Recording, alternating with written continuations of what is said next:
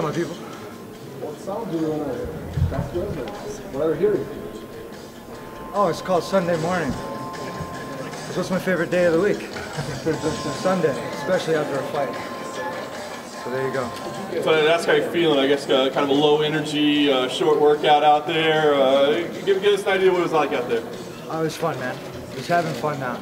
All the animosity, all that shit's been squished. Yesterday I went to the batting cages. I had a lot of fun with my team. Just staying loose, man. Staying loose, feeling the flow from the fans. I mean, these fans are great. They actually came out to watch the open workouts. And as small as the group is, it's fucking huge to me. So that means a lot to me, from my heart to you guys. Thank you very much. I wanted to put out there something that not a lot of people do. I want to make sure that you guys can see my warm-up and see how extensive it is. Now, my warm-up is usually about an hour and a half. Now that's, remember when I talked about, like, people were like, well, he does unorthodox stuff. That was all basics. Now I've mastered the basics. Now when you master the basics, then you can move on. So I'm looking at all you guys, and I'm talking to you guys out there, the amateur fighters and everybody. You guys look at that stuff, hone in all that stuff, drill it, learn it, absorb it, and then grow from that like a tree. You mentioned animosity being squashed. Is that you mean between you and Kevin? Because I know a lot of people are making a lot of the interviews last night, you know, back and forth between you two. How that Don't you guys want to see the fight after that? We Absolutely, do. right? The Cape Crusader's going down, man. I'm Mr. Incredible. We don't wear capes. Kevin was very confused, it seemed, during those interviews. It seemed like you had kind of perplexed him. Are you just trying to get into his head? Absolutely not. I know how to beat bullies like that. You squash them verbally. And the one thing is if you have a brain, you can use it. You don't have to use aggression to squash somebody. You have to use your brain. You have to be smart out there. You got to be smart. You got to use your wits. Wits always win, man, in the battle of brain versus brawn. It's interesting. You feel like your game plan, your style is based on wit? Because I feel like it's almost reckless at times, right? I mean, it's aggressive. It's taking chances. Do you feel like that's a more intellectual game plan? It's very intellectual. The reason why you guys say it's weird is because you don't understand it. It's a fucking genius. I'm gonna tell you, it's so far past you guys' heads, it's not even funny. Because this is the next stage in everybody's evolution. I've been working on this since 2008. Actually, before that, I said I had a double doctor in athletics. I'm working on my triple. Tony, earlier we spoke to Kevin, and he said that he currently weighs 174. Does that concern you at all? Absolutely not. I could weigh 174 too, and I just drink a gallon of water. You had headphones in when you were doing your workout. Are you listening to different music, or is that by sponsor? Absolutely. I'm not going to let somebody control my variable. I am the constant. It's an equation, and I got the answer for all. Tony, this event has taken on added importance given everything that's gone on in this city. Can you feel that, and what does it mean to you to be able to, you know, be in the main event of this event as Vegas gets back together for, you know, pretty significant event and gather? I think you're asking the wrong person.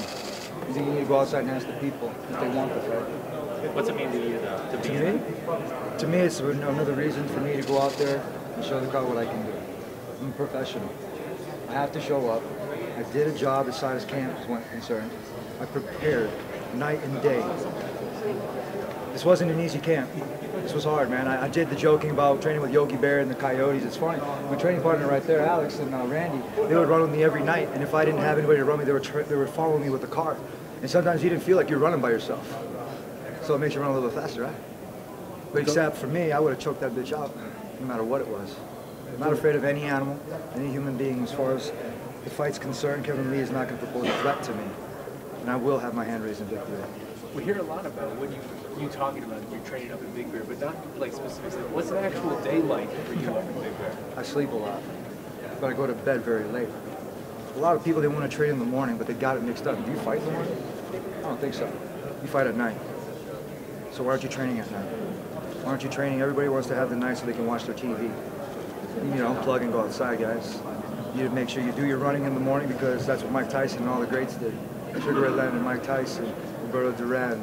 You got Pernell Whitaker. You got Sugar Ray Robinson. Dude, I can go on and on for all the boxers. I love boxing. You have Julio Cesar Chavez, one of my favorites. A lot of the Mexican fighters, they understand it. You know, like one of my old training partners is Victor Ortiz, Sergio Martinez. You have Mikey Garcia. Out of all the camps that I ever went to, some of the boxers worked the hardest. And what they did is we've come to like terms where we could train like each other and absorb one another's kind of work ethic. You have boxers looking like MMA fighters now and MMA fighters looking like boxers. Whatever happened to the Mike Tyson black shorts? Now they're full of sponsors. It used to be so clean, now the MMA realm is taking over. You have MMA fighters fighting boxers now. It's not a bad or good thing. What it is, it's a plethora, and it's a great thing because what it is when you have a work ethic that can mix it with another work ethic, you're going to get a whole new product. And you guys are fortunate for that. I have water. Tony, Kevin says he believes this is the real lightweight title. Do you share that assessment? That's good. Good for him. Whatever he's going to think, if it's a real lightweight title or whatever it is, this kid hasn't earned the right to talk. Not one bit. Now, you reporters, you guys, the media, you guys understand. I've sat in front of you guys from day one. I can tell the new people from the old people. And the old people from the new people, I know exactly who treated me right, who fucked me over, and who treated me wrong. There's three differences, trust me. And what I do is I remember.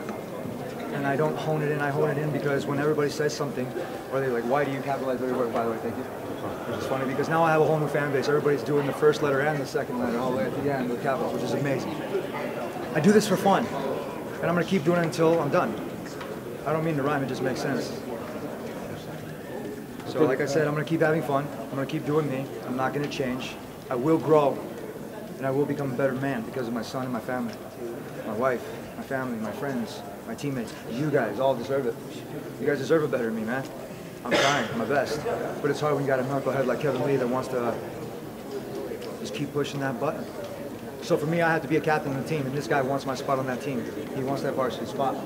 So I'm going to treat it like it's a competition, not a fight. I'm going to go in there and give him a TF, an old Tony Ferguson technical fault. I'm going to outpoint him, and now I'm going to pin him. And then what makes sense next? I mean, to prove that you're the best lightweight in the world, does that mean beating Conor McGregor? Does it mean moving forward with it? Does it matter? There's always fighters that can be better than Conor. I guarantee you he'd get his ass kicked by a guy kicking a banana tree in Thailand. There's always so much talent out there. Just because they haven't been founded doesn't mean that they're the world's best. Or not the world's best. There's always going to be that opportunity. So that's what I'm thinking when I'm in my head at Big Bear. Because that brings not the animal out of me. What it does is it brings the human, the man out of me. It brings me back to home where we had to chop wood for fire, for heat. I grew up on 40 acres, man. It wasn't easy. I had some good people around me. I wasn't the perfect kid. I wasn't the best. But I tried my best. I am here right now, and I'm making the best out of everything I could possibly do, which is give somebody some inspiration, some motivation. And if it takes me to get punched in the face a little bit, then so be it. Outside of the sport, when you look around, is there somebody, outside of yourself in the sport or in the combat sports realm, who do you think is the best? Who are you most impressed with when you watch them? Excuse me? Say? Like in all of combat sports, outside of yourself, who are you most impressed with when you watch them? Of all the fighters? Sakuraba. I sat next to Sakuraba at the fights. It was Jones versus Cormier, and I didn't realize it. My wife tells me, she's asking me, she's like, you want to get a picture? And I thought she was asking me to get a picture of Benavidez. No offense, I love Benavidez, it was cool. But I was like, no, I'm good at watching the fights. She's like, you sure? And I was like, no, I'm cool, I'm watching the fights. I wasn't paying attention because that's how in tune I am when I'm there. I'm not just a fighter, I'm a fan of the sport. I love the sport, man. I love watching somebody, one, not get their ass kicked, but just the technique that's involved with it. There's somebody that's not used to throwing kicks and they throw a head kick. I'm like, holy shit, that's awesome. They've been working on what? Their flexibility and their technique and their conditioning and the balls. Because you have to have gumption to be able to do that. So when I'm sitting there next to Sakuraba, I didn't know it. I missed my opportunity. So Sakuraba, if you're watching, dude, give me a signed picture, man. What is it about Sakuraba? Why Sakuraba?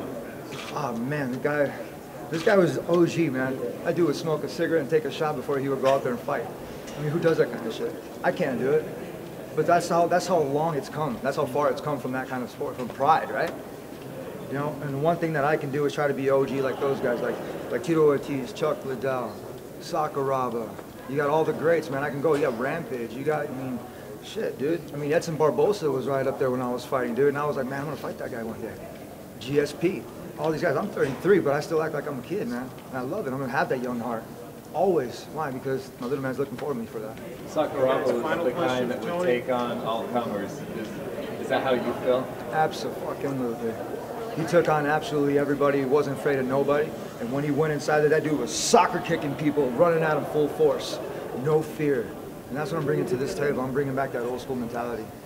Thank you guys. Champ, cheers. Thank you.